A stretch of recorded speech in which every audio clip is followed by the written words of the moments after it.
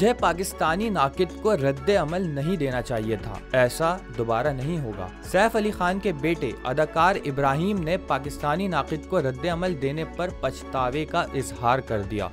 एक showbiz platform पर इब्राहिम से पूछा गया कि क्या नादानिया पर तनकीद करने वाले पाकिस्तानी सहाफ़ी का जवाब देना जरूरी था, जिस पर इब्राहिम ने कहा कि मैं जानता हूं कि मुझे कोई रद्द-अमल नहीं देना चाहिए था, लेकिन मैं अवामी तनकीद सहने के लिए अभी नया हूं। जब उस शख्स ने मेरे जिस्म के बारे में निजी नौइयत का तबसरा किया तो ये नाजेबा महसूस हुआ। साथ ही अदाकार ने इस अज़म का इजहार किया कि लेकिन आगे जाकर मैं ज्यादा कंपोज हो जाऊंगा, मुझे रद्द-अमल नहीं देना चाहिए था, ऐसा दोबारा नहीं होगा।